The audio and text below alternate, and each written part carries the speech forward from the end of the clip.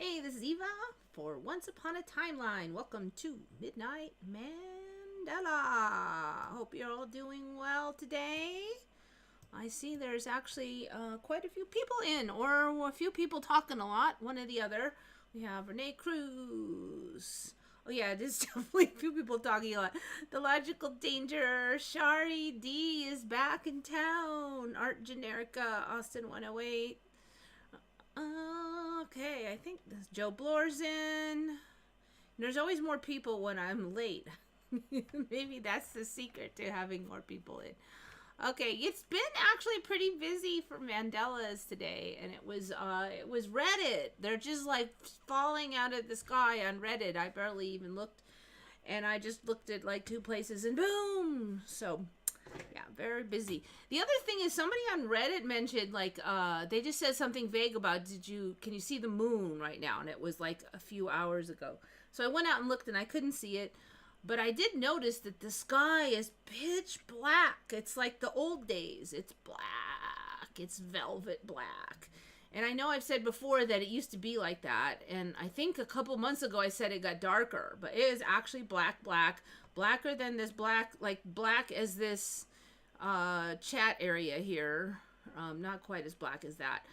Now it's a little gray around the horizon, and if I remember correctly, that did not used to be the case. And the stars are still very, very sparse, but I find it interesting. It's been years. It was years that it was never black, like never. And you know, I'm such a night owl, so I see it all the time. I'm like, I almost never come home before dark. So that's definitely very interesting to me to see that back. I'm like, why was it gone all that time and now it's back? Literally years and years. That's actually one of my more shocking ones years ago, is that I hadn't been out at night for a while because I hadn't been very healthy, and I'm just kind of vegging on the couch at night. And then when I learned of the Mandela, and I went out once and I took my dog out, and the sky was so bright and there was all these weird clouds, and I actually just kind of went into shock a little. I had walked a certain distance and I just had to sit down. And I was kind of flipping out because it was just so crazy looking. But it's like almost normal or back the way it was. So I don't know. Shifties? I don't know. Let's see. What do we got going on with you guys? I think there was some stuff. Rick and Morty's acid trip. Yeah. Oh yeah, the thumbnail. Yeah. Oh, it's a real place. It's not the Rainbow Mountains this time, but you know, the timeline loves that kind of stuff. Yeah, it's time has slowed down a little for me because I think because my brain is starting to work. I've actually figured out that if I supplement with glycine, it helps me a whole ton. Again, I've kind of brought it down to the amino acids as the problem. Like more of the aminos, except for branch chain aminos, less branch chain aminos, and that seems to be the magic solution. I feel almost like normal human now.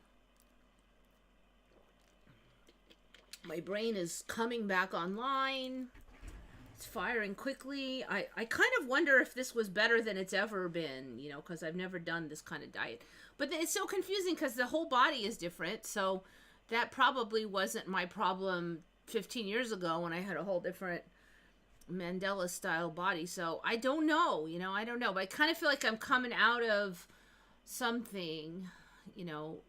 It's been weird because now my brain works fast and there's like all these thoughts, and I got to spend more time kind of wrangling them. I don't know. It doesn't. I can't describe it very well, but there's a lot going on up there, a lot more than there has been for a long time. 3 a.m. is now the witching hour. Yes, I think I've had that on before. And it's interesting that in fact, I'm positive I've had that on before a couple times because it used to be midnight, as I'm sure you know, Shari. And I've been talking a lot about that because even though I've got my brain back now, I still feel those same patterns that I had even when I was really tired. And it's like 3 a.m. is when my brain is sharpest. And interestingly, you know, I used to go to bed about midnight all the time, and I was kind of a night owl, but not like now. 3 a.m. And that's the time when the most people are asleep. And I know I've said this before, but there's something, maybe the group energy is more strong now, and I get a little rest from it when people are sleeping more. But definitely, so I've run into some other people that kind of do kind of the more woo-woo esoteric stuff, and a bunch of them have the exact same schedule where they up most of the night. 3 a.m. is their sharpest hour. Then they have a weird nap time at 5 p.m., which I feel like I want to have a lot, but I kind of usually fight it because I'm busy. So something's going on. I think the timeline shifted. It could be. I wasn't so tired this time. I feel like with the amino acids, I'm really doing so much better now. Arginine is the other one. Glycine and arginine is really. I have some other ones I take, so I won't say it's only those two, but adding those two into the mix has really made a huge difference. I don't know what's going on. One theory is that muscle meat has high methionine and low glycine compared to other food meat sources. The methionine kinds of builds up. The glycine is needed to remove the methionine, but if your glycine is low, then over time you can have problems. Glycine is also needed for a lot of detox reactions in the liver, so it can be depleted that way. It's needed for a whole bunch of collagen jobs and stuff. So your glycine gets low enough. Also, glycine is needed for neurotransmitters. So you can see that if you get low on that, it could kick your butt. So I used to think, well, I get plenty of aminos because I eat meat, but it could be that if the balance is off, I don't know how much of this is just me being ready to not be sleepy anymore. But whatever it is, glycine's fixing it. The Life Matrix is in. Hey, how are you doing? I just looked outside my window and it's dark, pitch as night. Yes! The night, the black night, the night of dark, dark, dark sky is back. So, it's interesting because I know that I've talked about this in the past, and there was a lot of people on who said they never remembered it being pitch black. It was two things before. If there was a new moon and there was no moon, then the sky would always be pitch black. Even if the moon was there, the color next to it would still be black. But if the moon was not there, then the actual environment would be pitch black too. Like if you went walking way far from the city and there were no lights, you could not see your hand in front of your face. It was pitch black. That's not the case anymore. Even when the moon is not present, somehow light is still making it to the environment. Last I checked. Now, it's granted, it is pitch. The sky looks black, and I am not far away from all lights, so I guess I can't really verify that's still the truth. Shari ordered glycine last week. Glycine is a weird amino acid. So I got the powder, and it actually tastes, for a lot of people, it tastes like sugar, which is also weird because I never really heard of an amino acid that tastes like sugar. It does taste somewhat like sugar for me, not real strong, but for some people, they even use it as a sweetener, which I've never heard of an amino acid being able to use as a sweetener because there's no sugar in it. And it's not artificial. So I'm like, even that is sort of like, what? What do I think of spirit orbs? Gosh, I don't even know what's up with that. I mean, I've definitely gone into caves and taken photos. And one cave will have all these orbs. And everything will be weird in that cave. Like, I used to go with my dog all the time. And we go into this one. They were all like mining caves, like for gold. And they're up in the hills here. And we go in one. And my dog was pretty brave, and she'd just go in with us. And we knew these caves. We knew there weren't any steep drops, so we knew the dog wasn't going to fall into, the bottomless hole. And she'd just go in, and we'd take photos of her in there, and we'd take photos inside the cave. In that cave, everything would be normal, and she would look normal, and there'd be no orbs. And then we'd scoot down to another cave, and technically they're exactly the same inside. It's pitch black. There's no reason why one would be different, but the second one, then there would be all these orbs, And also the dog's eyes would glow, like we used to call her Demon Dog when she was down there, because they would glow. I'm like, well, what is the different environment, one cave to the another? It's all looks the same on the wall, and we never really could figure that out. But that second cave would make the dog's eyes glow, and it would make the orbs. I really do not know what to think about orbs. I've definitely seen some interesting videos of them seeming to act sentient by people that I trust. But most of them, they don't.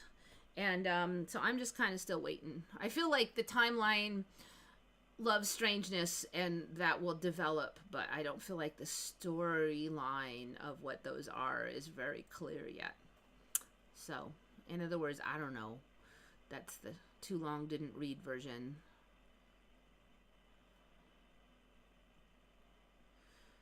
So how many crazy spirit orbs I've captured in my new cat Pearl's room? You know, I don't really do a lot of photos in the house. I don't know if I've ever captured any in the house. But then I don't really spend a lot of time taking photos, so interesting. So your kitty attracts orbs then, huh?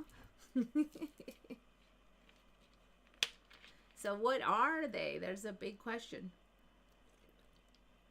So anyway, the old, it's some kind of camera artifacts or dust or stuff. It just doesn't really hold up for me, because the conditions in those two caves were so similar. You can say, oh, one had more dust. It's the same kind of dirt. They're not that far away from each other.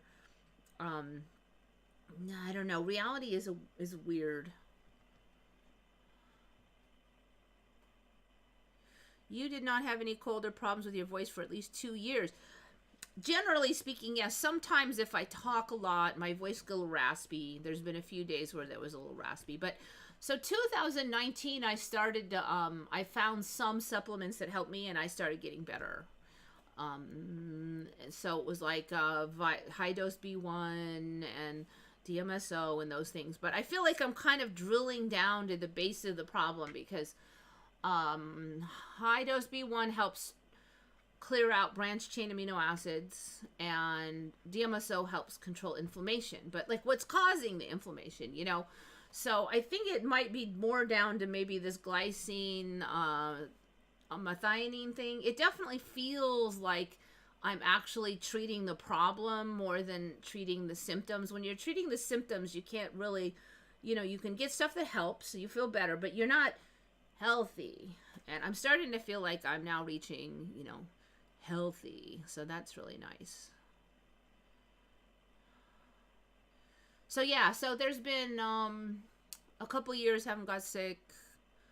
Got exposed to COVID. I think I had a tiny tickle in my throat the next day. That was it. I was out like a couple months ago. 3 a.m. not midnight on the nose. We are gathered here to celebrate. Yeah, this thing called life. Yeah. I know that's the lyrics in that song changed. I have some more song lyric ones today too.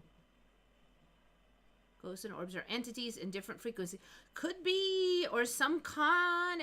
You know, usually they don't seem like they're really sophisticated. Would all be so it whatever kind of consciousness. I kind of think it's just kind of a simple one would be my feeling on it.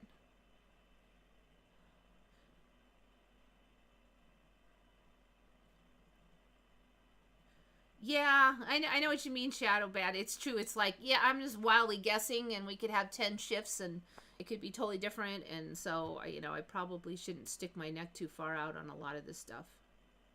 There's not much information. Yeah, that would be cool, Life Matrix. It'd be interesting to see the video. See if you can catch any kind of sentient movement. Because a lot of times the argument is it's just dust particles.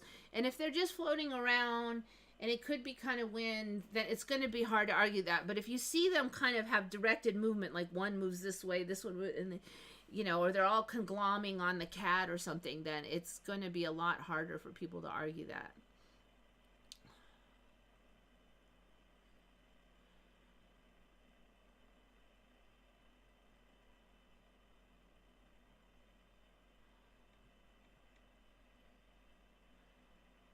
Yeah, cats are weird beasts. You know, you see them, they're like looking off at things, and you're always wondering, like, are they seeing something you don't see? Because you just see them looking at a wall, and like, I don't see a spider on the wall. What is that cat looking at? You know?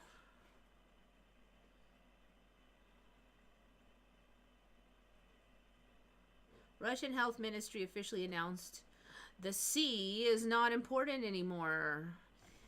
Yeah, the 2020 issue. That's interesting because I believe that Russia was really pushing that for quite some time. So, you know, are they that stupid or what? Back then they got smart, or what's going on here? Did they give up? Now, what I heard was that a lot of the citizenry, I mean, Russian citizens have been skeptical of their government for a really long time. They're not like a lot of people in the U.S. who would just believe their government. So from what I heard, there was a real uphill battle where the government in Russia was trying to say, you know, you should close and quarantine and get the shots and all that, and the people are like, meh, whatever, we're gonna do whatever we want. So they really couldn't force the whole country to do it because the whole country wasn't having it. So maybe they just gave up on it and they saw the writing on the wall. Meanwhile, in Canada, people are lining up for more pokities. Yeah. Yeah, I don't know what to say. I guess I'm not really shocked about Canada, but Australia? What happened to Australia? I believe we take our self-conscious in there with us. Oh, dream reality. You know, I mean, like, there's a lot of beliefs out there, spiritual beliefs, that this place isn't really all that different. You know, this earth reality is not that different from the dream realities.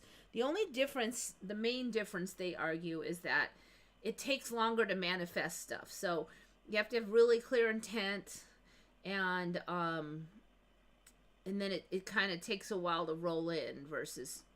But even if you go to lucid dreams, you know, it's not that easy to control your environment. You know, you can't just go boom and everything, you know, you kind of still have to really wrangle your brain.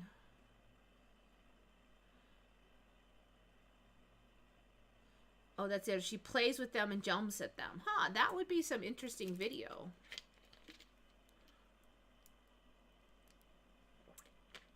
The Russian vax didn't have mRNA. It was traditional. I think that the other ones did not have mRNA, but they weren't traditional either.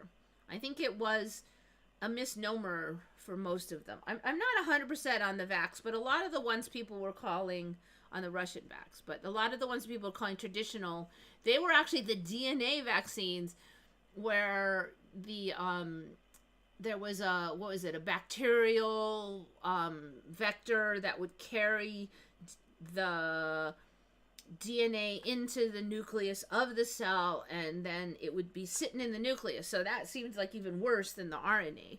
Although now we find out that the RNA was manipulated to not break down, so it's really not that different. And then there's indications that the RNA has, what was that fancy word for when it can influence DNA and reverse transcript into the DNA. So it's tricky. Maybe I need a few more shifts to clarify, but new stuff's coming out all the time. So, which kind of amazes me. I mean, it's been years, and yet we're still finding out new info. Oh, and a new thing was released, and I mean, I guess it's not that weird if it's only been a few years, but we see that all the time with shifts. It's like 100 years ago something happened, and now they just released new data was just found. I'm like, that event happened 100 years ago. Why is there new data being found all the time on these 60-year-old and 80-year-old events? I mean, shouldn't we pretty much have all the data that we're going to get for the vast majority of them? Oh, found in a museum, found in a hole in the ground, found in somebody's drawer. I'm like, am I dreaming about? Most of the time my cat wakes me up meowing and insisting I open my eyes. Well, you're nice to your cat, because if my cat bugs me, then I would pretty much push a pillow on her head until she stopped. I mean, not choking her to death or anything, but it's like, don't bother me. They soon learn not to bother me while I'm sleeping. because it does not end in what they want. That is my other rule. Like, I never ever give them anything I want while I'm trying to sleep, because if you do it once, you know that they will bug you 500 more times because they have nothing better to do. I have not heard anything about people dying suddenly in Russia. It could be, you know. Gosh, I know I looked that up once, but I don't want to dig into it again. And even if it's non-traditional, it still might not be that bad, depending on what's in it. So there's a lot of data now that the mRNAs here, they basically made a really higher quality version of it that they used in their testing, and they used to get emergency use authorization. But then when it came down to the mass production, they used a different method that was much more dirty and sloppy. There were all these bacterial plasmids in it, and the quality of the RNA was severely degraded in comparison. There was a whole bunch of other issues for that. So the stuff that they used to get approved was not the stuff that they were distributing. So that also could contribute to problems.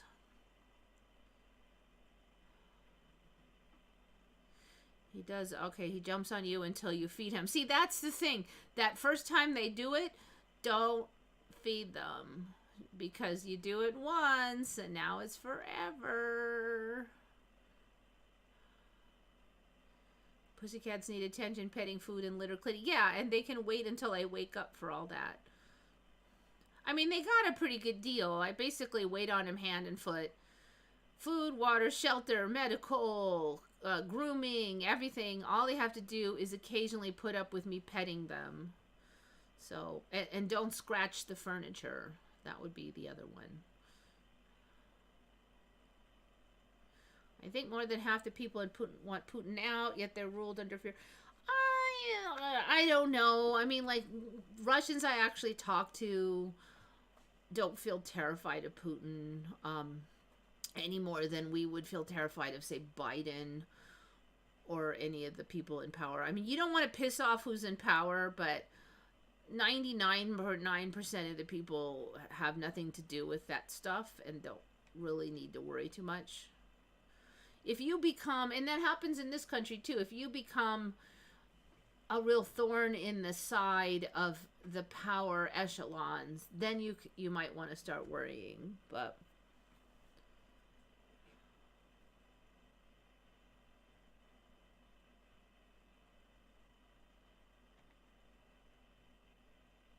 his face is so smooshy and cute. Yeah, I know mine is kind of one of those aloof cats, so he does get a little like crabby if you just like give him too much attention. He just wants a little bit. He doesn't want to be snuggled hard.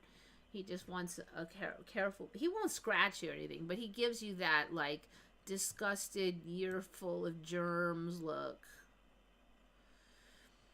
Putin is not a saint, but he is not the devil they paint him in the West either. I mean, yeah, I certainly wouldn't say he's some saint, but I mean, if you look at the stuff that America's done, you know, all the stuff that we complain about Putin, I don't think that we can really say that that American government hasn't done at least as bad as stuff.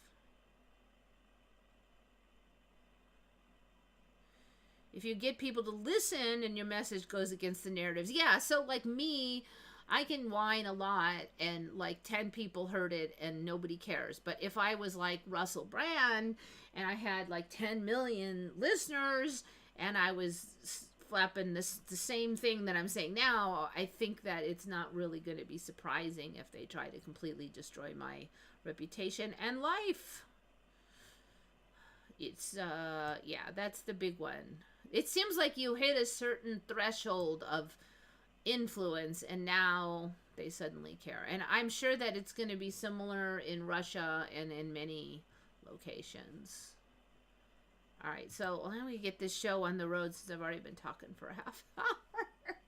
The sky was black at night. That's Mandela number 1. Okay, here's a bunch I just saw, like a lot of these just today.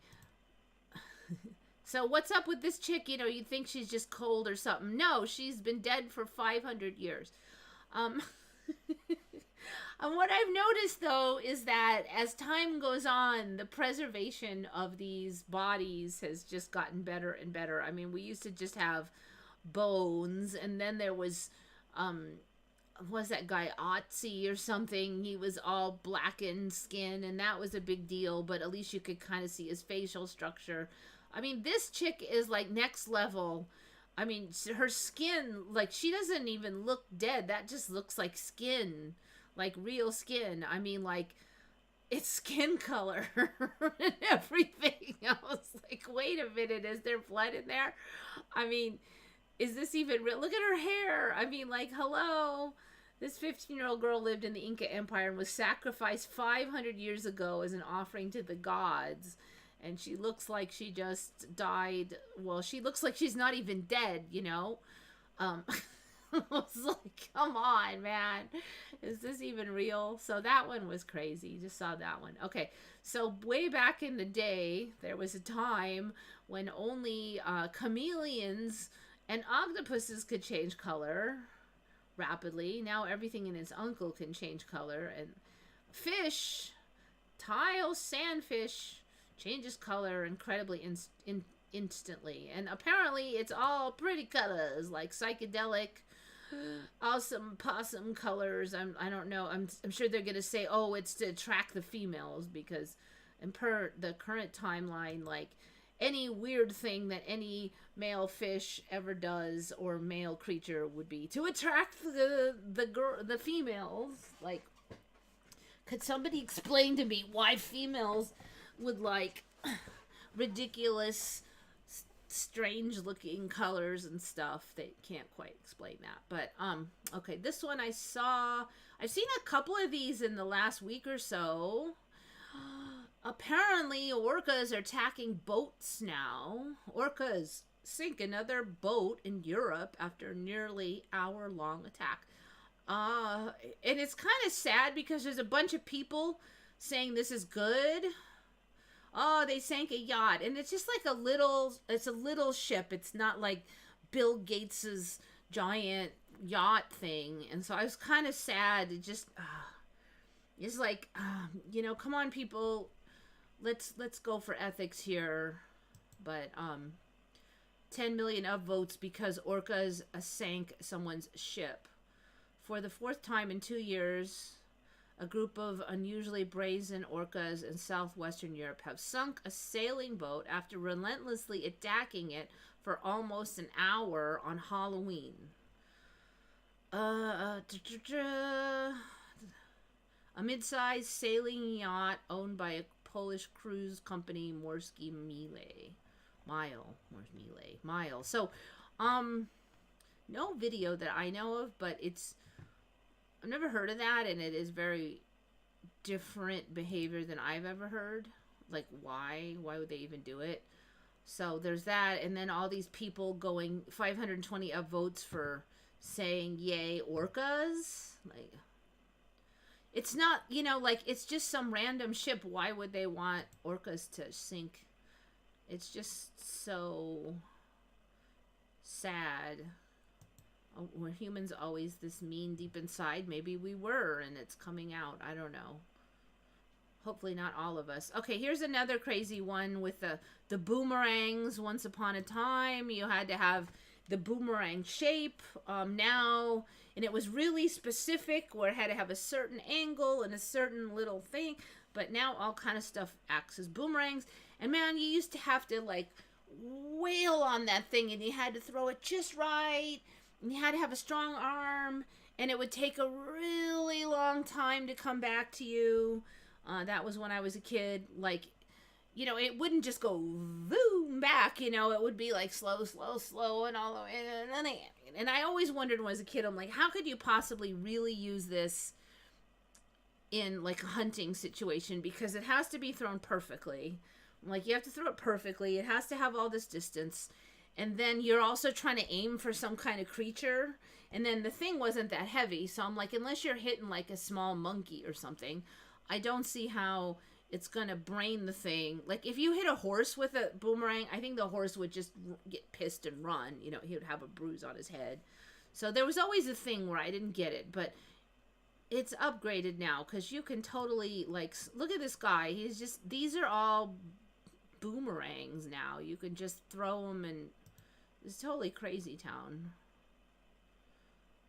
It looks like magic.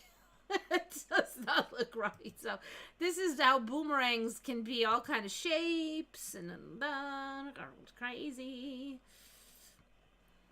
So you guys are down at the end.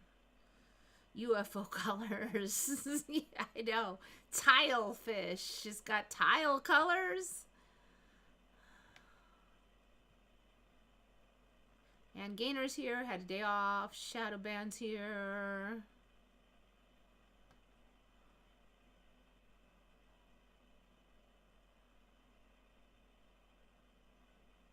Just reading through the thing now. That species loves anime. I don't know. Yeah, it does seem like whatever gets popular now shows up in reality and back in time.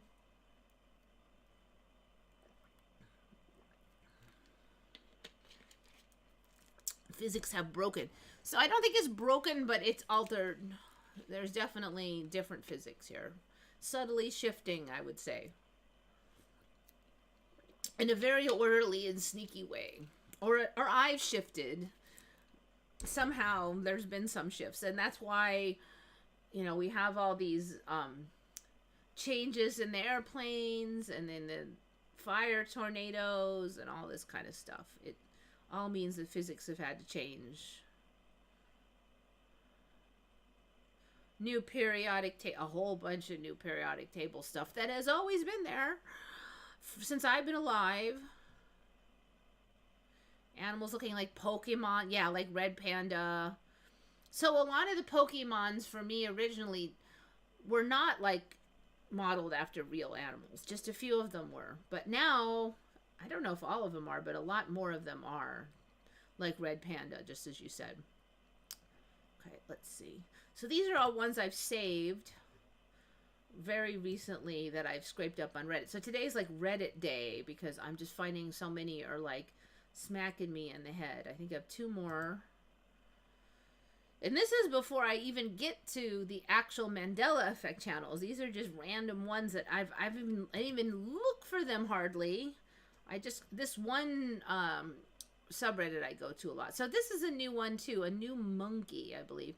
This beautiful creature is woolly monkey. There are about 1,000 of them. Oh, it looks pretty cool here, but if you look them up, let me go way over here. These are even more styling.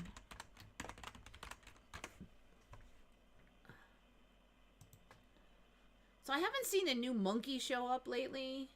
Until, you know, it's been like a few years since I saw a totally new one. So you can see they're super like fluffy. So they have this huge fluffy tail. They look like plushies. Like, look at this guy. This guy is so cool. Plushy monkey. They have really strong end tails, too. So, yeah, beautiful. Monkeys, for me, they all have much nicer fur than they used to. Like, all the great apes, they used to have kind of stringy, kind of greasy fur that looked kind of, I don't know, like some balding guy who hardly has any hair and then tried to do a comb over and then has put too much grease in it. That's kind of how the hair used to look like for me, for monkeys, but especially the apes. But no more. They are so awesome looking now. Plushy monkey. So this one has a little bit of that goofy, weird face that we've seen on some of the other new monkeys. Really robust tail on these guys. Woolly monkey. So there's only 1,000 left. Give it a year, there'll be only 10,000 left. Oh my God, there's only 100,000 left. I mean, that's kind of how it goes. So you could pretty much assume that we're going to get more of the same.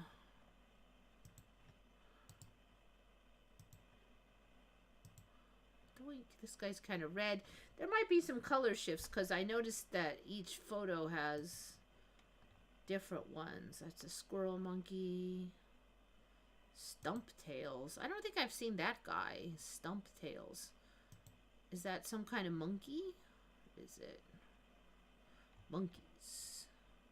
Okay, we've done capuchins, marmosets, tamarins. I don't think I've done Joffrey's marmosets. Red-bellied guenons. I haven't seen those. Oh, there's a bunch in here. Saki, we've had those. Stump-tailed macaques. I don't think I've seen those. Those guys look like a pug dog or something. What is this? Unknown marmosets. Wait, there seems like there's been a lot of new... 2 female common marmosets that had been rescued from a small cage in a pub. Their appearance is unlike anything we've seen at the park, and despite consultation with marmoset and tamarin specialists, their species is unidentifiable. It is most likely they are mixed species hybrids. They are confident and active duo who love sunbathing in their outside clothes. Now that's an interesting concept because there's all these monkeys, but we never hear about hybridization, ever. I don't think I've ever heard the concept, so it looks like we're getting introduced to that concept now. Like how, you know, we didn't used to hear about polar bears crossbreeding with grizzly bears, and then we heard it was rare, and then pretty soon they're all the time on there, so growler bears. We have 5 elderly stump-tailed macaques. Those are the ugliest things. Stump-tailed macaques. Let's see if I can find it. So that may be another new one. I don't think I've seen those. Stump-tailed. I mean, it kind of goes against macaques. The concept of monkeys. Don't they always have a tail? Okay. The bear macaque is a species of macaque native to South and Southeast Asia. Stump-tailed macaques. Alright, no, these are long-tailed. That one's all gross looking. Oh, they have weird red on their eyes or something. Oh, look at that. So these got... I have not seen this one. Stump. So that's them. They look like they've got sunburn. This one is extra interesting. Very red. So is this gonna... Looks like it's sneaking down onto the snout and stuff. I think those guys might be pretty new also. It's interesting because this one has no red and it looks like some kind of grizzled up, mangy pug dog. I think we've done cotton top. I've just not done the Joffreys. Anyway, you can go on forever with these things.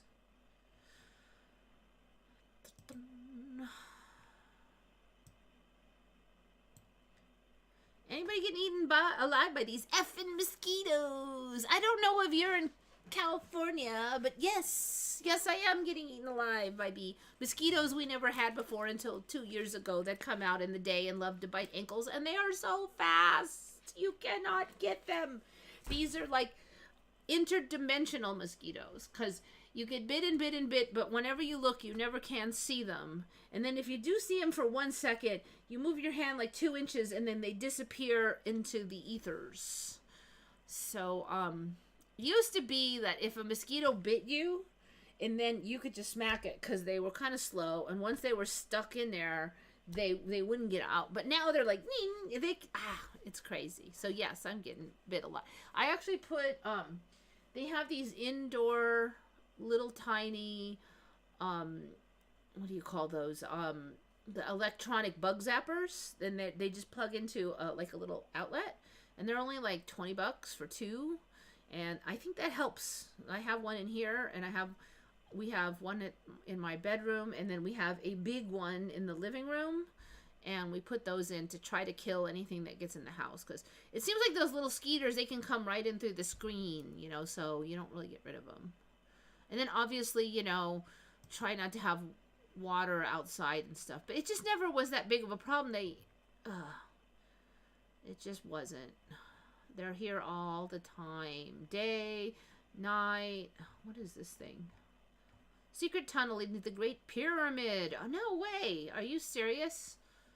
Countless archaeological expeditions tried to find the road that leads to the Great Pyramid of Giza. The road that leads to the Giza Pyramid. During an illegal excavation beneath his home, he discovered a tunnel leading to the Pyramid of Khufu.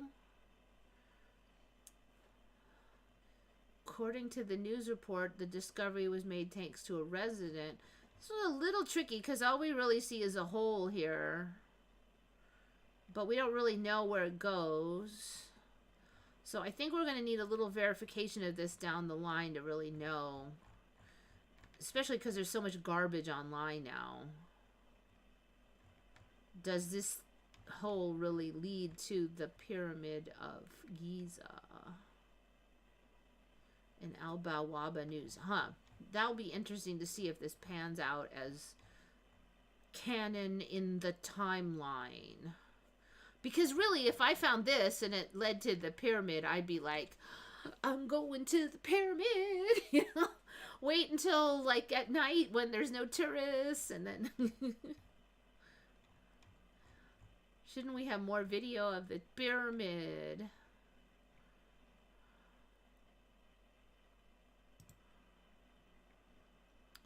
Get rid of that. Let me see if I can figure out how to get rid of that pin thing. There we go. No, go away.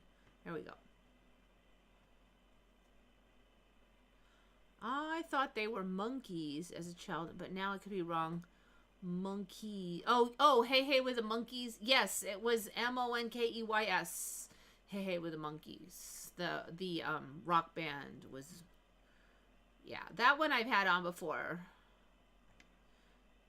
That monkey has been in the cosmetic section. Yes, but so many of them have now. It used to be just like brown.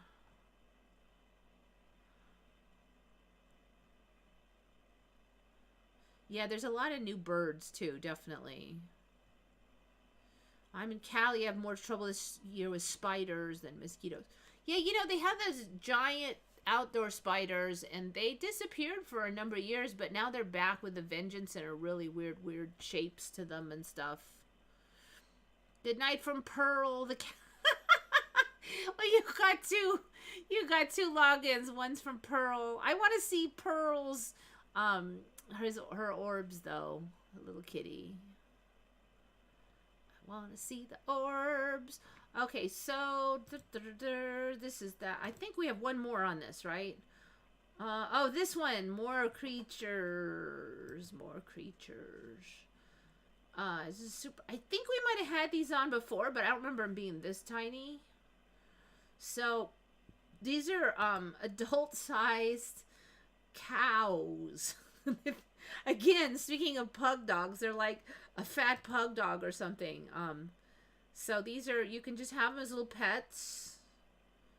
Pet cows. And they're Punganur cows from Andhra Pradesh, India. The smallest humped cattle breed. So they're another breed that isn't humped, that's tiny. It's not even the smallest breed. It's only the smallest humped breed. Look at those little things. So, you know, in my timeline, cows were for food. They were bred for food. They weren't bred for, like, cat doors and stuff. So first we got those super tiny little mini horses. And now we have, like, little mini cows. We're going to have, like, a whole dollhouse set of little mini monsters. In case you ever wanted a pet cow, now you can just have these and just put in a dog door. It's just crazy. So all we need now is we got all these neat animals. I just wish that humans could just be a little nicer. That would be nice. I'm going to vote for my next Mandela effect that humans become more, you know, I want to say More human, but maybe we just should mean less human and more nicer. I don't know. More nicer, please. All right, I think that's it for that batch. Now I ran into these. Okay. And I didn't really want to save these, but basically, apparently we had this, it looks like it's electric. It's plugged in. This is an electric calculator from 1950. I swear they came out in the 80s, but now we had this. This is what happens when you divide by 0 on a 1950 mechanical calculator. I don't remember there being a typewriter calculator, but apparently it doesn't work good dividing by 0. So, I don't know. I mean, maybe we could have, because we had cash registers, but it just seems weird. I've never seen this with this whole electric thing. So you could see they divided by 0, and it just goes in this kind of endless loop, basically. So you kind of jam it. I assume there's a stop button on here somewhere, but I thought that was weird. Then there was this. How photographs were transmitted by wire in 1937. So, newsflash, we could transmit photographs by wire in 1937. And so the story then is that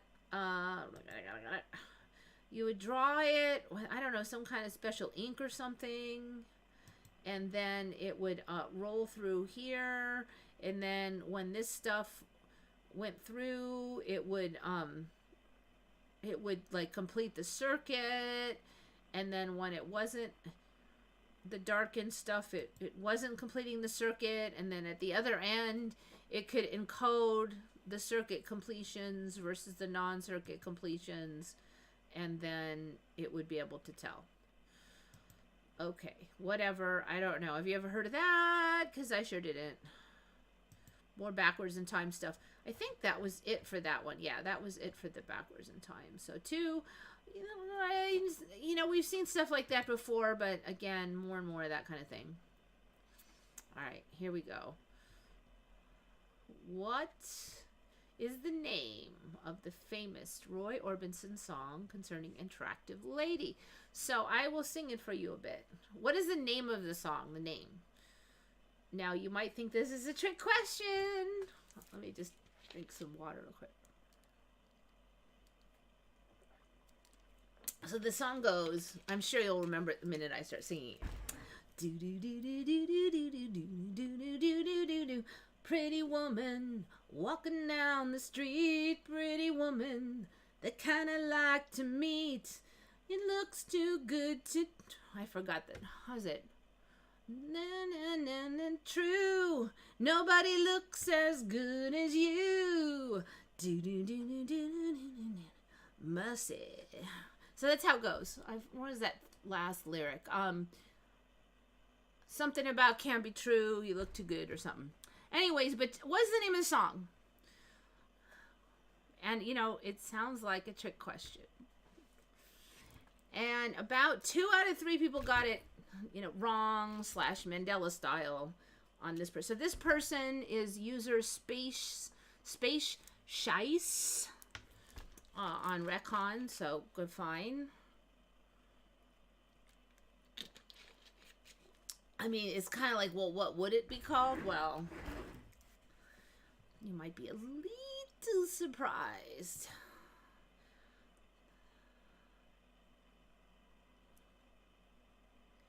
Pretty woman. Julia Roberts in her prime before the coca. Yeah. Sorry. I don't remember that Mandela. I must have, been sleeping, because I have not heard of this before. Apparently, Shari has heard of it.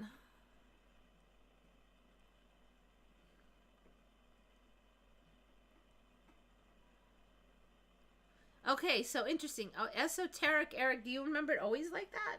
So it is now. Yeah, see, most people, I'd say 2 out of 3 people remember it as Pretty Woman. As that's pretty much the whole song. Pretty woman, blah, blah, blah, blah, blah.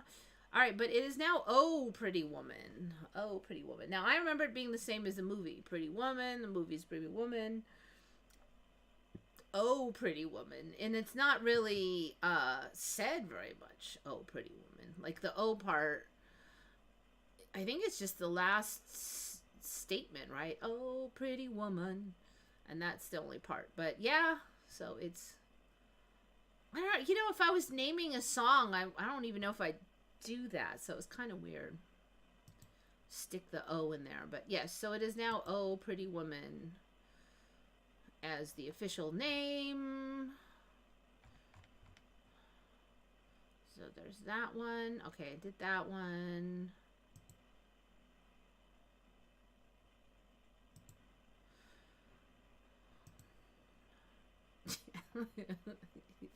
Yeah, I know. Oh. It is Oh Pretty Woman, though. It's always called Oh Pretty Woman. So it's not just there to help you know what the song is. That's interesting that Shari remembers it changing. You know, there was a time when me and Shari were pretty much came from the same timeline. And then that kind of, I mean, nobody ever comes from this. I think there's too many scrambles that you can't come from the same timeline as someone else so easily. Oh, another interesting thing. I went out to this kind of group meetup thing, and I'd been there a couple times, and somebody brought up the Monopoly Man, and I think he said he had a dream about the Monopoly Man was there. He's like, oh, I had a dream that Moneybags, the Monopoly Man, was there. And so he finished his talking about his dream, and I said, well, did the Monopoly Man have a monocle or no? And he said, oh yeah, he had a monocle. I'm like, well, that's a Mandela effect. And then half the group's like, well, what's a Mandela effect? So I said, well, that's when a whole lot of people remember something one way, but the official storyline is it has never been that way.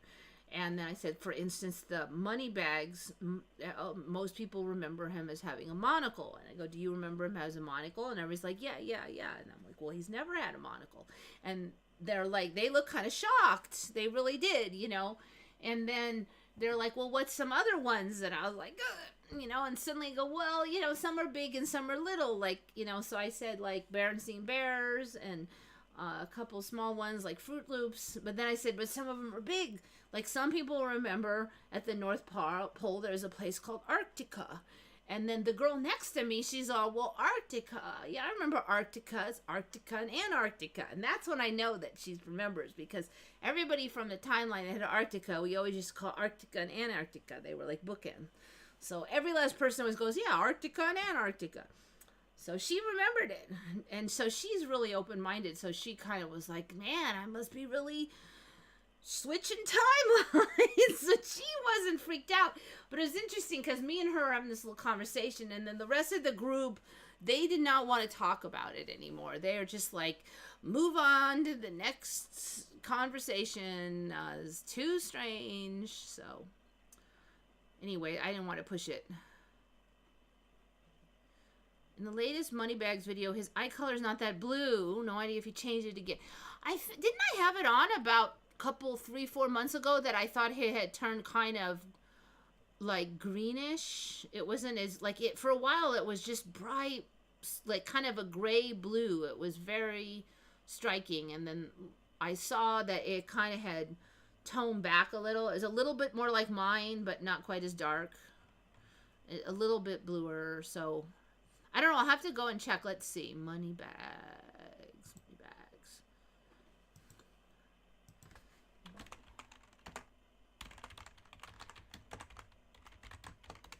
These are always a little tricky because it depends on lighting and stuff, especially when you have colored eyes. The lighting, alright, this is not the one we want. Moneybags. YouTube. Let's try that. Oh, wait, well, how about Moneybags Evan? Wait.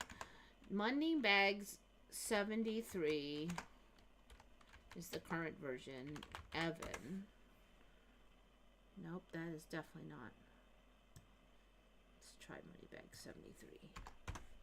We might have to go to his channel at this rate. I cannot find a picture of this boy. Alright. Ooh, spelled it wrong.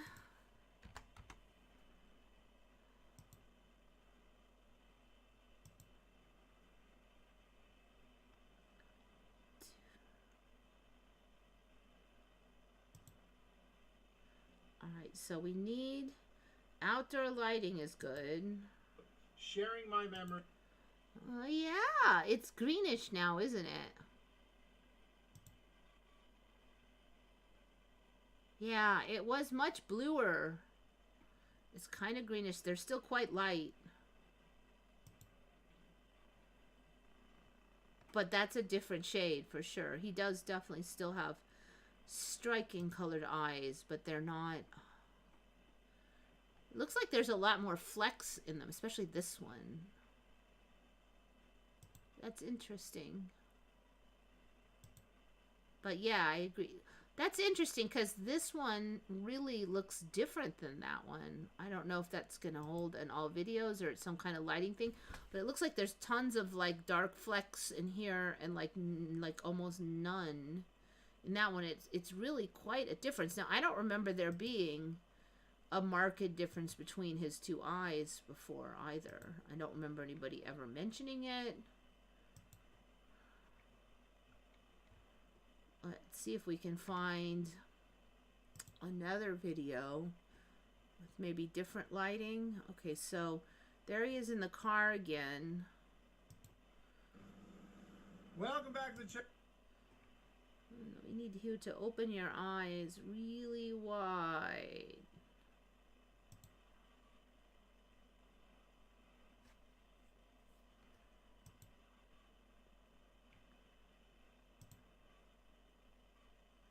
Not sure if I see it in that one, so maybe that one was lighting. It does not look hugely different between the two. But yeah, I agree. So, you know, last time I had this on, I believe that it was a darker looking green, so it looks more clear in this one. And then if any of you remember back, a lot of people remember it being brown before, so there's that too.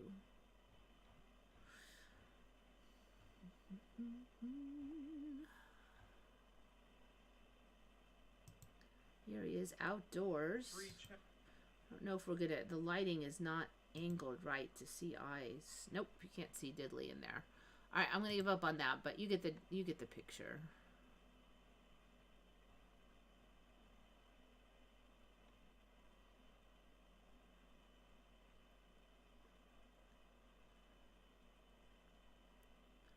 So I believe I was in a timeline where he had kind of a darker green look, and so it's now really light again.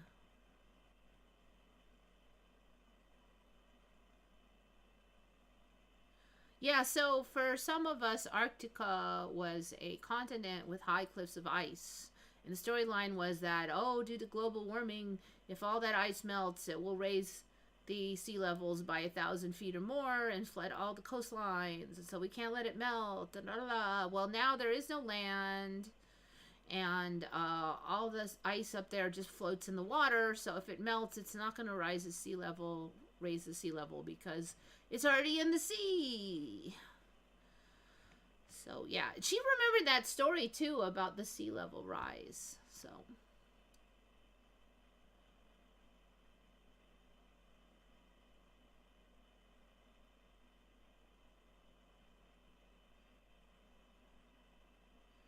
it was Arctic and Antarctic originally for me and changed to Arctica and Antarctica. It changed to Arctica and Antarctica.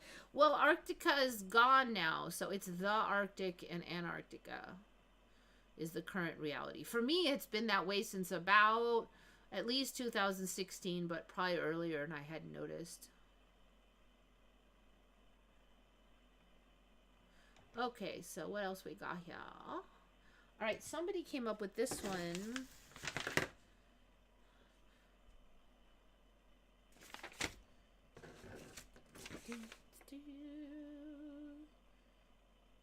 This one was user ZX8SI1ZY5E. Comes up with a lot of Mandelas. And he does not remember this Qeshm Island. Another Q without the U, like in my old times. That in it belongs to Iran, looks like. And I can't swear this wasn't here. I do know there's been a lot of islands showing up, but I wanted to have it on here because Qeshm Island has some awesome possum stuff in it. And I really don't remember a whole bunch of giant island there in that area in the Gulf there. So there's Iran and there's Qeshm. So it's not like the world's biggest island right now, but I'm thinking maybe it's going to get larger for starters. So let's not have a war with Iran. How about that plan? That's my plan. So that we can go see all this awesome stuff that's showing up in Iran. Almost twice the size of Bahrain. There's some people who don't remember Bahrain as being an island either. So I am not sure on that one. I'm not as good as I could be on that area of the world. So I think that was also the same person was saying that they don't remember Bahrain as an island. Again, I don't know. But if Qeshm is twice the size of Bahrain... And then there's other weird stuff. So it has this Namakdan salt cave, which apparently is the longest salt cave in the world. Okay, never heard of that. And it was, this island is designated free trade zone. And so I thought that was weird. So free trade, I guess it doesn't, you don't have to go through customs or anything. Your stuff doesn't have to go... It's just why would some place just go, these 3 islands are free trade zones? And it's supposed to be for, loosening the economic travel. I'm like, what is this, some kind of weird money laundering scheme or what? But there doesn't seem to be much on this island other than really cool salt caves and stuff. So... Located a few kilometers off southern Iran in the Persian Gulf, opposite the port cities of Bandar Abbas and Bandar Kamir. 116 square mile free zone jurisdiction. That's what I was talking about with the free zone. I looked up and what is even that? I've not really heard of... They act like everybody knows what free zone jurisdiction is. It was a little vague, too. It's almost like it hasn't been totally hammered out yet. Because, look, there's no link here to what free zone jurisdiction even refers to. So I had to kind of look it up as related to Qeshm Island. I swear there should be a U with the Q, but they don't do that in this timeline. This Namakdan Salt Cave is the image that you see at the thumbnail. Because not only is it a salt cave, but look at bajillion colors. So this article's weird because it does not mention anything about colors hardly, even though I'm looking at them. Now, other mentions of, what did I call that, Namakdan salt caves does say that they're colorful. They don't really explain how there's all these colors in one little tiny spot. This particular one does not look like the colors have been cranked that hard because, see, his pants aren't ridiculously bright or anything. There are some images that show these even brighter. And this is also an interesting thing because I have not heard of this for these salt caves. Changes in the shape of the salt cave can be over days rather than over millennia. Salt caves are fragile things, created and destroyed in a few hundred years. As you pass the very short entrance of the cave, you will see a sublime, untouched, and surreal world in front of your eyes. So it can change in days now. Days. So the outside looks kind of, okay, kind of cool. Except for this is all salt here. All this white stuff is salt. Then you got this. I don't really recall seeing that kind of awesomeness before. Don't know why it's going. And then you've seen that one at the thumbnail. So I feel like this is they say it's the world's longest salt cave. And this is all natural, they're saying. But they did apparently mine it also. So I'm really confused on this. I can't really hammer down exactly what the situation. Then it changes in a matter of days. So this is another, so there's more awesome stuff on this 100-mile island. Qeshm. Natural quarter at the, so there's the Cha-Ku Valley in there, and I'm hoping I'm saying that decently, but that's how it looks like in the English version. And this was really neat because this is like this deep chasm, but then there's like this deep cut down the middle. Now I've been to chasms like this, deserty chasms that look just like this, but there's never like a deep cut down the middle. So I know the Tartaria people are gonna go crazy if they see this. It's usually, you know, it's just the bottom is just sandy curve. It doesn't have this cut. So you can see this is totally awesome looking. Cha-Ku Valley. Now these are two images, so don't get too confused. There's one here, and then this is a separate, like there's a dividing line right here between the two images. But I guess those are all Cha-Ku. This is the entrance to the salt cave. Now you see this kind of brick shaped thing here. I know the Tartaria people are gonna go, that's melted bricks. That's the current narrative for Tartaria, of which I am not going to even argue with because the reality is too weird to even say I know anything. But this is all that same island. Amazing things to do in Qeshm. Watch birds in Hara. And so there's a beautiful mangrove forest, apparently. I have not really heard of mangroves growing in that region before. So mangroves like to grow like right on the edge, like with their roots in the water and stuff. So you kind of tend to think of these desert Arabic regions as just being a bunch of dried sand and dirt. But I feel like they're greening up. And here is an early volley on that is these mangrove forests, which are obviously going to be super green. So this is also beautiful. So you can imagine they're going to have this amazing salt cave, and then you're going to have all these crazy desert formations, and then on the edge you're going to have, and look at how blue this water is, okay? Like it's aquamarine blue. And then you're going to have those mangrove forests. This is the world's longest salt cave, and there's only a couple photos of it. It's described as colorful, but I can only find one image of colorfulness. So I really feel like there's going to be some awesome stuff growing. And they said there's really neat fish and stuff around there. You see pretty colorful fish. Let's see. People of the island are friendly and welcoming. We were invited by a local family to join them for a feast on the beach. The food was delicious. Hospitality was heartwarming. Iranian ladies cooking on Hangam Island. Okay, so I guess this is not Qeshm. Many tourists come from Hangam for the excellent scuba diving. Because it's not awesome enough. Now we have to have scuba diving. And dolphins. Okay, but that's Hangam. Birds, gazelles, and turtles. Ah, those are pretty fabrics, too. So it doesn't seem like there's a lot of civilization on Qeshm, which makes it kind of weird that it's a free trade zone.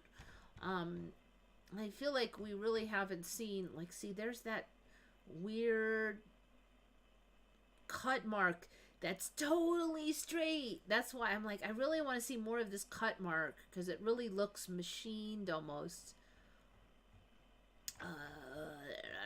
I'd really like to see more, but you know, I think we will. I think that stuff will be growing.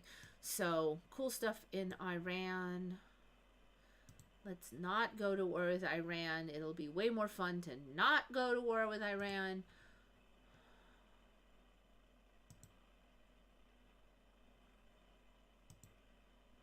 All right, and we got some more weird stuff over here.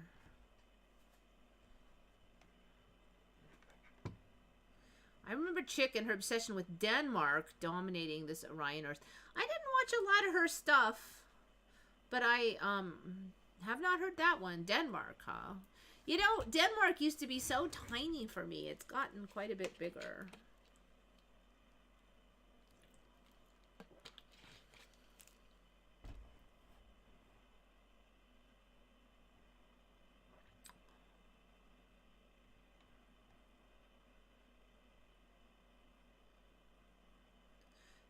anybody see the documentary Gap-Toothed Woman? You know, there's like a whole thing now that whole races of people have like a gap between their teeth, especially in certain areas of Africa. And that one is kind of really showed up for me too. I don't know if that's what it's referring to, but I had not heard of that until like a year ago as being kind of a thing. I mean, certainly once in a while there'd be somebody with a gap tooth, but now they're like, oh, everybody from the village has that. And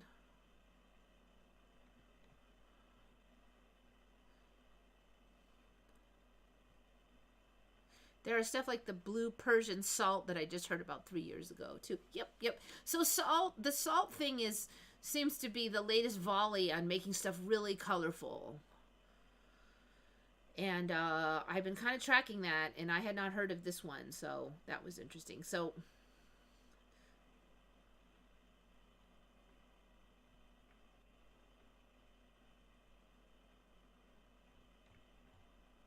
there will be no war with Iran. That sounds like a good plan.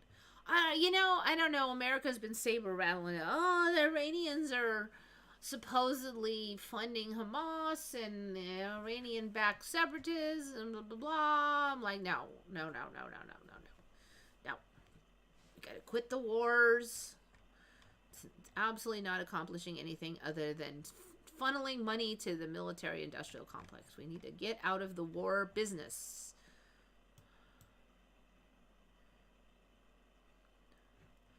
All right, so this is another one that Green Grass Watered found this one. Let's see.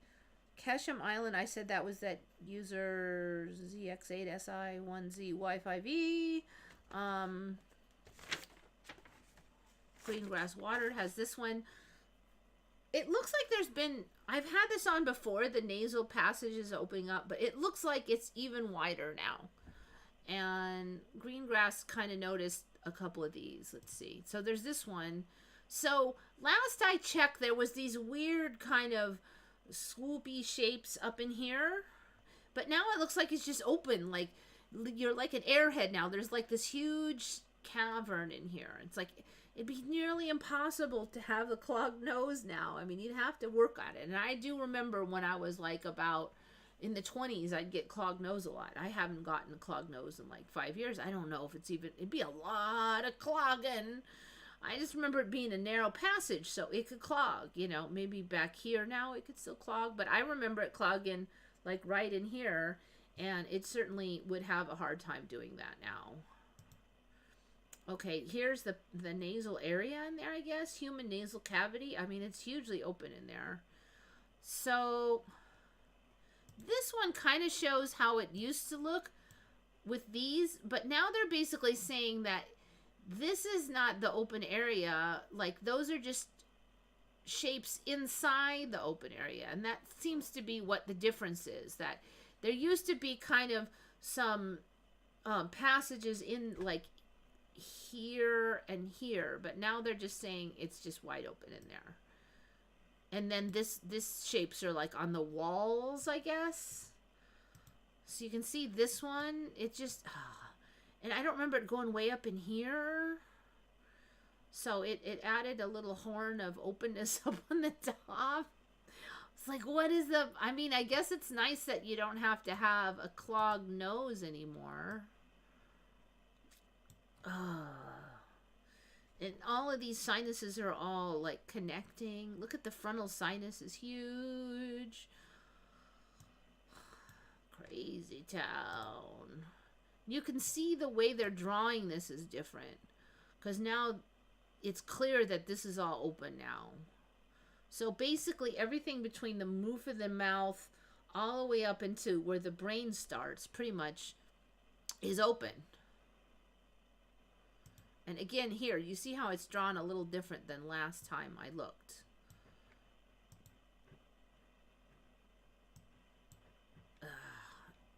And it still shows kind of that, but this now it makes it clear that that is just in the walls. It is not. So, I don't know. If you guys remember the old way, you can remember how it changed.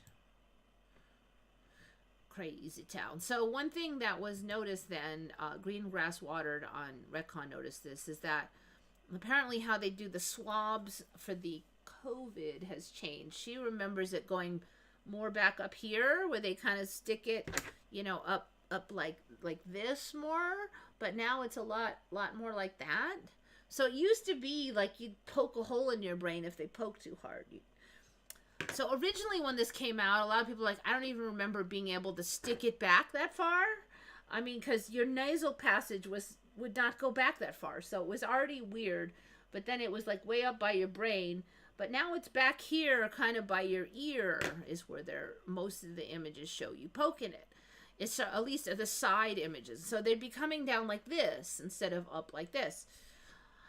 And that's the official way to do it. And I think it's because this area has gotten larger since then. So if they missed, they'd be yamming you in like the ear zone instead of the brain zone.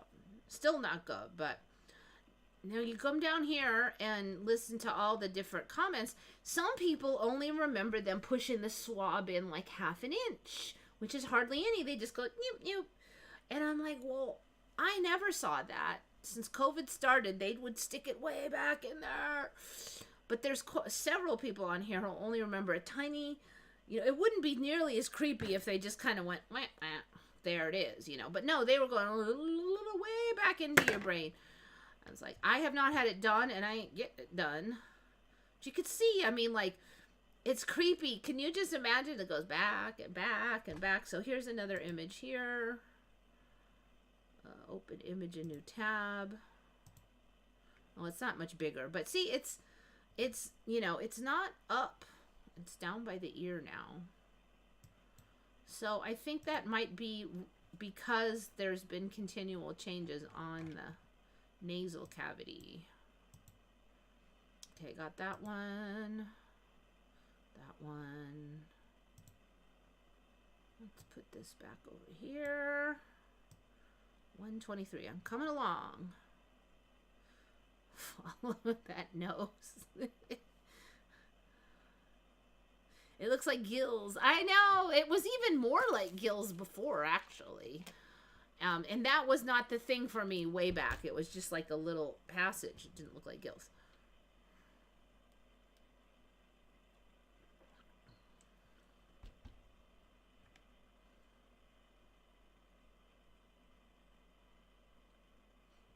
In Africa, having a gap between your front teeth is a sign of good luck.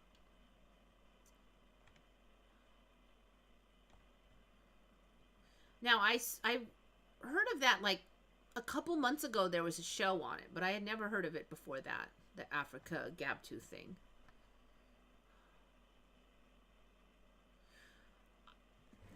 So the swab is not touching the brain barrier anymore. That is a good question. What are they still saying about it?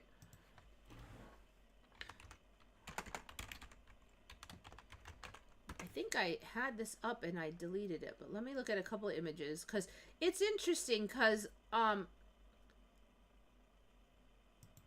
if you look at these, this one, a lot of them when they show it, it's clearly going straight. But then when you see an image of it that is not a cutaway view of the anatomy, it still looks like they're jamming it up like this because they're coming at you like that. So it feels like it's kind of got some, see, like this one. Now she's not, that one looks like it would go up into your brain, right? I mean, she's going to jam it up there, hit the top, and then straighten it out. What is the deal here? So is that residual? Let me just go to Google because I'm not getting very many images. Let's do how to.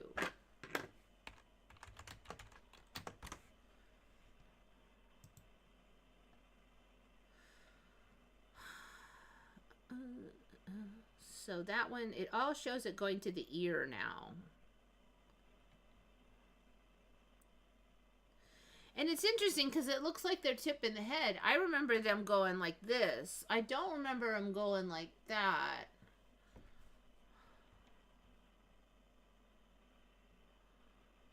See this image? It definitely looks like it's coming up. Now here's an old one.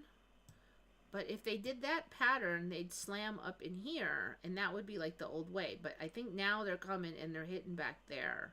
And I don't think this was open before, and that's why they couldn't. So that is the only one that shows it up that way. This one, this one, this one, that one. All the rest are showing it the other way. But again, I don't think... Oh, that one's creepy. In this one, they bend it around. It's here. It goes... Like, I don't want that guy doing mine. It hits the back and it actually shows the thing bent. I would not want that done. Those things don't bend. They're not like on a wire. Yeah, that is the procedure. That's great. Because those things, they're stiff. Q-tips don't bend around like that. What in the hell? Who is this idiot? Rush.edu. Who the heck is that? Oh. Sample collection. Oh my gosh. I've never seen it with a bent one like that. Alright, so you can see here when they're actually doing it, it goes towards the ear now. Alright, so COVID swab, brain barrier, COVID swab. Now, I do remember them saying it hits the brain barrier. Now, maybe there's a little bit of brain still down there. Fluids and barriers of the CNS.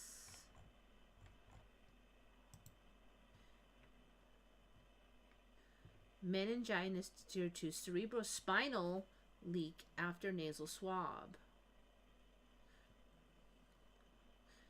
COVID-19 nasal swab test. Don't touch the blood-brain border. Oh, so now that's going to be disinformation. Which, if compromised, can lead to brain inflammation. This claim is false. It is not anatomically possible for tests to reach the blood-brain border, according to public health. The swabs being used in the PCR collect samples from the upper respiratory tract.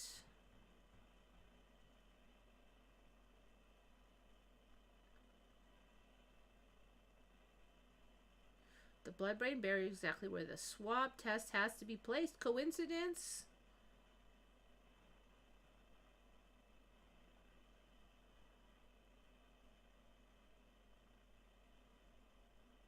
There is no point in the respiratory tract or nasal cavity where the brain is accessible.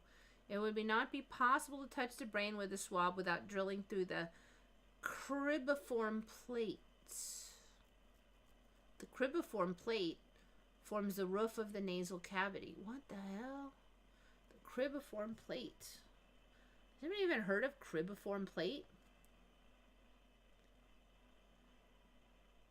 Oh, that's crazy town. Cribriform plate. Okay, well, so...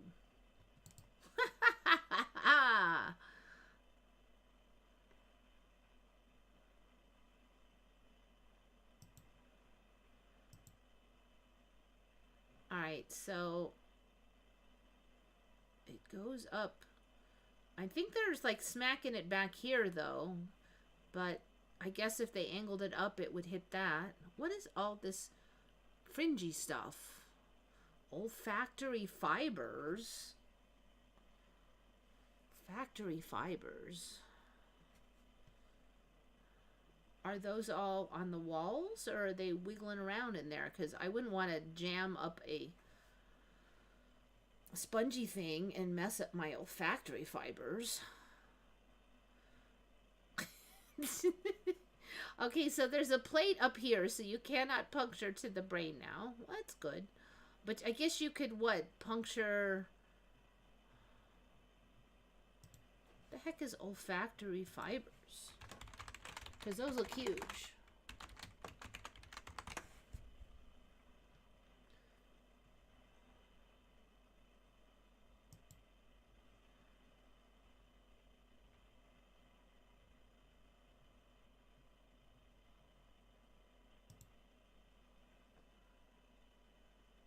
Nope, that's different. That's the eye. Olfactory tract. That's the same exact image. Do we not have... Ooh, what is this? What? Oh, who's ever seen that before? Okay, so is... I kind of wondering why you have this big space in here. So if there's going to be like a spongiform thing that helps us detect odors, then it would make sense to have all this space up in here. And I'm wondering if this is it. There's not a lot of info on this olfactory fibers.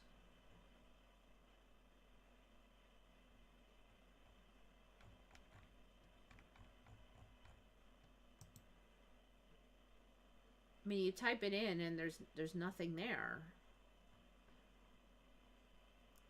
Sensory nerve functions for the sense of smell. The afferent nerve fibers of the olfactory receptor neurons transmit nerve impulses. Okay, I'm gonna assume that's still in the walls of the nose, not wiggling out in the airspace, but it's interesting.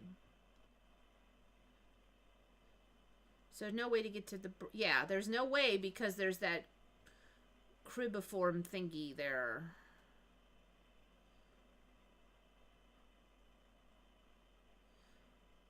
Your audio is way too low. You know what? That's like loud as it gets, dude. Sorry.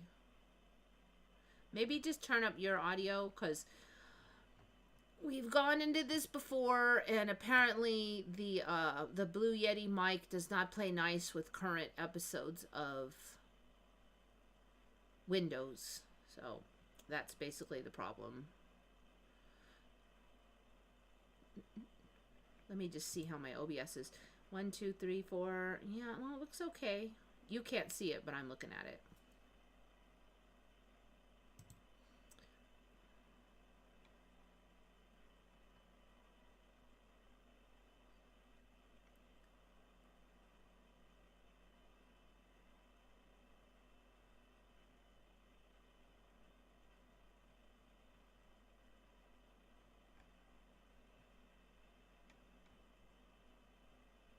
Yeah, Shari can hear, so you might want to just turn up your sound a bit.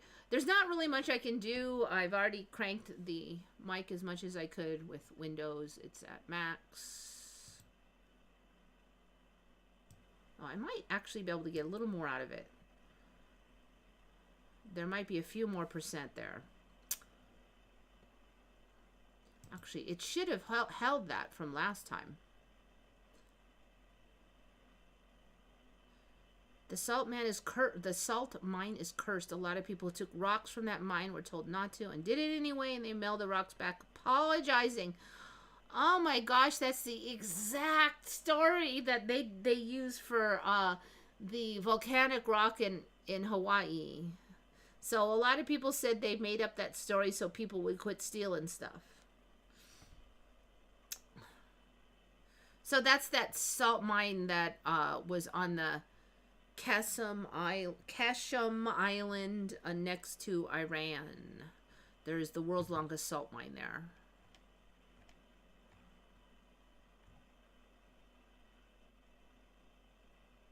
The swab they used at my nursing home looked like a pipe cleaner, and people were bleeding. Yeah, well, you know, they have all kinds of people doing it that don't have any experience in it. So there's bound to be problems. I mean, I hear all the time now that, you know, people are stabbing the needles wrong in the arm. And if they stab too high, it can screw up your arm permanently and cause permanent nerve damage in your arm. And one of my assistants, she, even before the COVID, I was about 2018, she got a flu shot. And her arm hurt for a year. And then she complained to the doctor, and they just acted like she was a whiner. But it was clearly that right after she got the shot, it started hurting, and that they had done it too high. But they do that, and then they just, like, I'd rather get the flu than have my arm hurt for a year. All right, So I'm still kind of curious about this. Swab. So we saw one that said cerebral spinal fluid.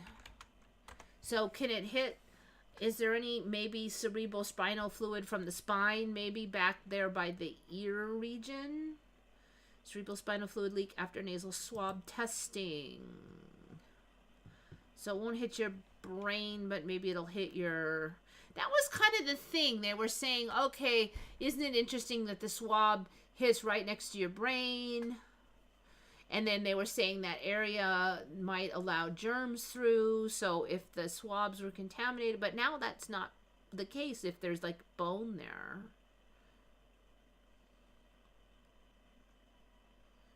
Women in their 40s presented with unilateral rhinorrhea, metallic taste, headache, neck stiffness, and photophobia after a COVID swab. Headache and vomiting. Wow, that's a lot. Medical history was notable for idiopathic intracranial hypertension and removal of nasal polyps over 20 years before presentation. Clear rhinorrhea from the right side. So they poked a hole in the middle meatus. Nasal drainage tested for stuff that is in the spinal fluid, I would assume here.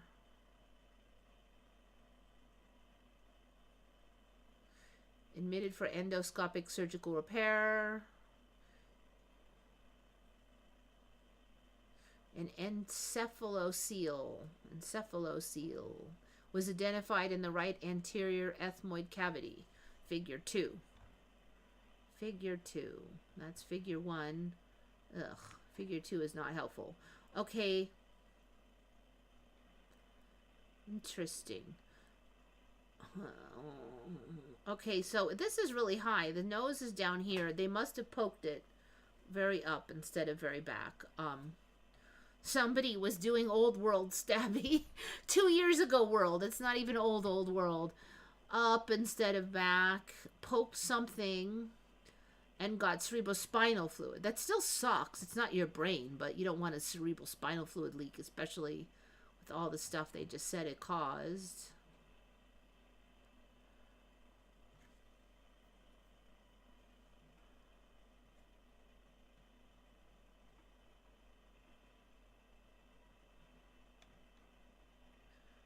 A skull-based defect in the fovea ethmoidalis was repaired with a combination blah, blah, blah. They're kind of indicating maybe she was not normal. Brain. I like this because this is in English. Brain fluid leaks from woman's nose after COVID test. Felt like they were being stabbed in the brain, but that's not supposed to happen.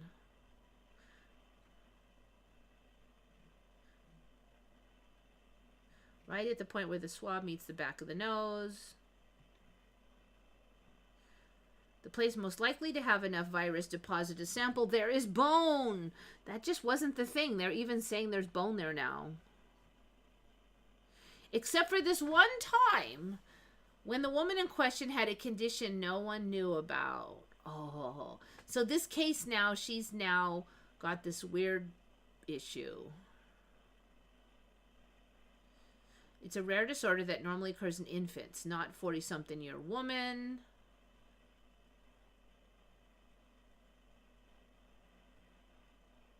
But it's physically impossible to breach the brain cavity with a mere nasal swab. The hole in the bone was already there. Soft tissue was protruding.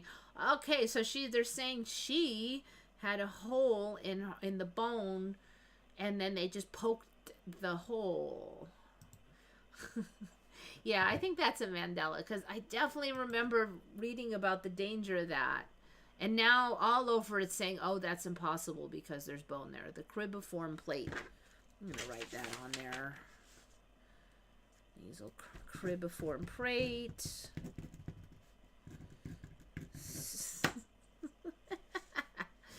So I guess we're going to make sure that we don't poke a hole in our brains anymore. Does that mean we're going to get way more of these things up the nose? I hope not.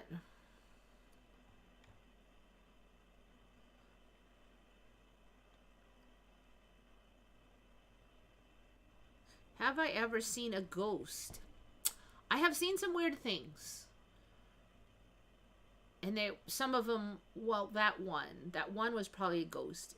It didn't look like your classic ghost, though. It didn't look like a human going, ooh. It looked like a giant, there was like a big circle thing with little, it looked like some kind of sea creature, but then it also looked like a hologram. It was weird. It was like my brain couldn't process what it was and came up with some crappy thing. I don't know what it was, but it just moved along like that in the air. And ghost, I don't know what it was. That was actually behind the house, too. That was the first day I moved in. There was I'm out there yapping with my mom, blah, blah, blah. It was getting to be sunset, but it wasn't dark yet. You know, it was like that in-between time, and this thing just went, and I was like, what is it? And by the time she turned around, it was already gone. And I went and looked around, it was gone.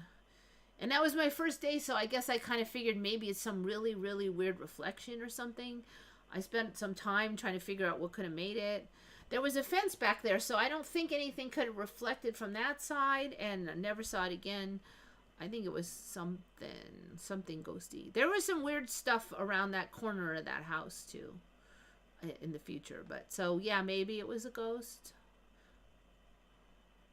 All the doctors were talking about the swab in the hole. I definitely heard about some cases where someone poked too hard, and that the brain was right there, and you could spread contamination to the brain. I do remember that a lot. And now everywhere you look, oh, it's impossible because there's bone. It makes you wonder, like, people act like you're stupid. Oh, you're so stupid, you're uneducated. But it was true, like last year.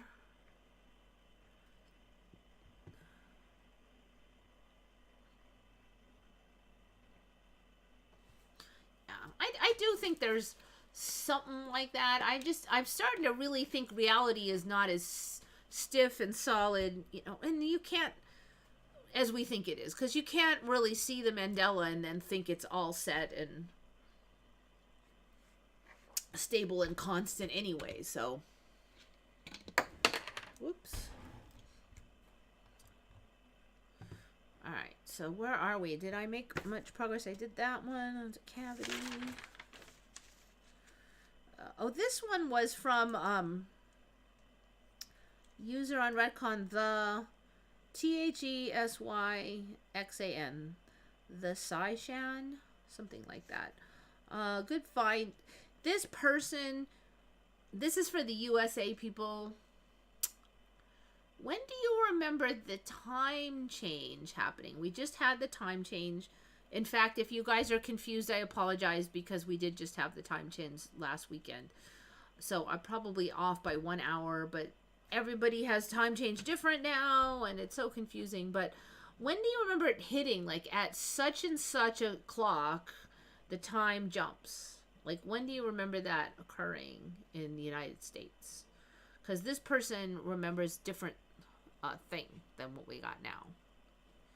And probably a lot of you just slept through it and just changed it the night before, the night after anyways. And I actually do, I had thought of this too. I was like, is that really the time? And then somebody else posted the same thing, the Saishan. I'm like, yep, it wasn't just me that remembered it. Always occurring at a certain hour.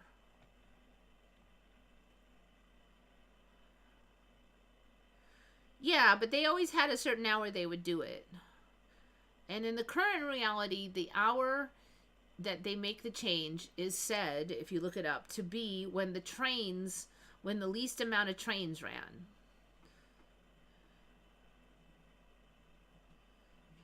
Should have been, so it was this weekend for us. I don't know. Don't ask me. It's so shifty that I couldn't even begin to tack it down.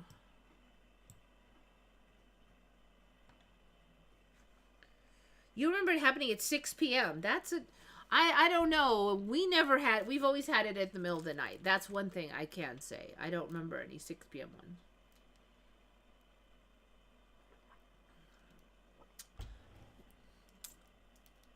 Having a shower with salt, it makes you feel clean and rejuvenated.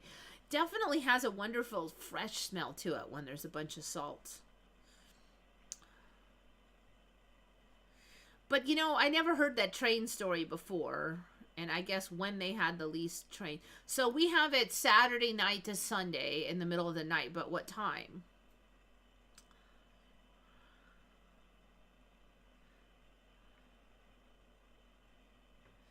And yes, you know what? I wish I remembered better the exact day. I'm not real good at days, like the exact dates. I'm not good at dates so much. So I'm sure that it switched a bunch of times. Because there's been so many anomalies where I was like, oh, I thought it was this day, but it's that day. I thought it was over here, but it's over there. And, but I didn't really track them, so now I can't. I just remember all the confusion, but I don't remember the details. Okay, so anyway, Shari remembers what I remember. But apparently I'm in the minority. Although on Redcon, a lot of people seem to remember my way. But I remember it all the way up, including last year, it would change at 3 a.m. So at 3 a.m. it would go to 2, or 3 a.m. it would go to 4. Always was at 3. But now it's a 2! It's a 2! And it looks like most of you remember 2, but I definitely remember 3. So I was taken back a little bit by that. And it looks like all of the United States now does it at 2, but it was 3. I do remember going, oh, it's almost 3, and I'm waiting for it to switch. So Shari is the only one who remembers. I wonder if I'm like, if there was a while when me and Shari never agreed on any Mandela, so I wonder if we're kind of like diverging back, like.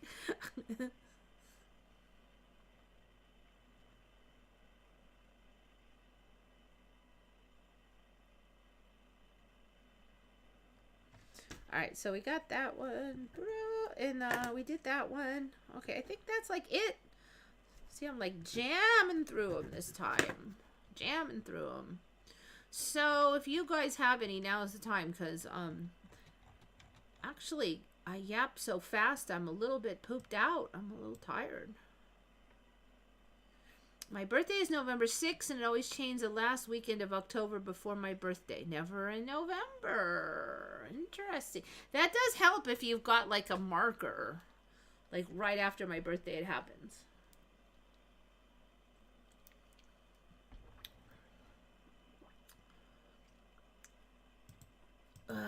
Let's see.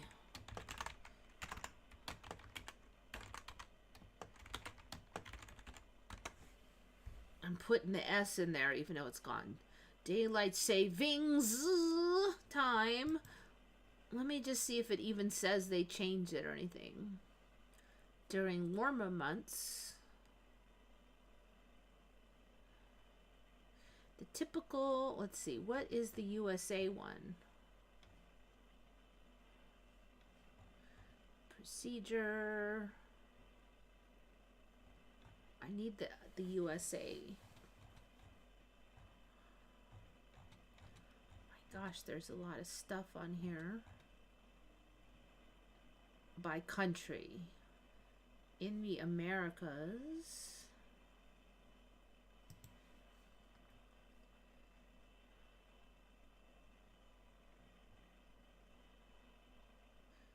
Hawaii and Arizona do not observe daylight savings time. Oh, that's weird. I do remember Arizona doing it at least sometimes. There was a time when I drove over there and they weren't doing it. And so it was an hour different. Ah, there's something. There's been some weird stuff between Arizona and here. It's like every time I go over there, it's a different story. And I go over there at the end of December every time. No, it's not the end of... No, it's the end of January every time. So it's the same time, and it should be in the same... It's not a time anywhere near they change things, so... Since 2007, in areas of Canada and the United States in which it used, Daylight saving time begins on the second Sunday of March and ends on the first Sunday of November. All right, so according to this, it's been the same since 2007.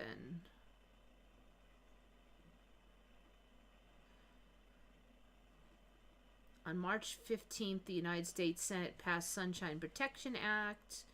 If passed by the House, the law would place the United States under daylight time year-round. Okay, so there has been no changes since 2007. So if you notice a change in the Americas, then it is Mandela. And I do believe that it has changed. Our timelines crossed again. Yes! Yes, somehow we have rediverged. At least it seems like that. Because remember there was, I don't know if you even remember because maybe that was a different you. But there was a time when we were pretty much on the same page. And then it was like every one of them was different and opposite. But now it seems like a lot of times we're like, yeah, that one. Same.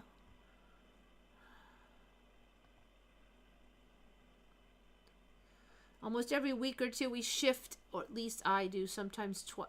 It does seem like they're so much closer together now.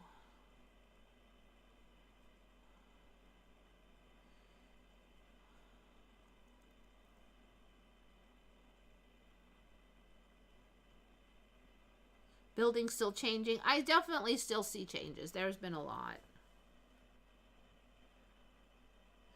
Our cell tower that disguises an adobe house keeps moving up and down the hill. Yeah, stuff like that. I know.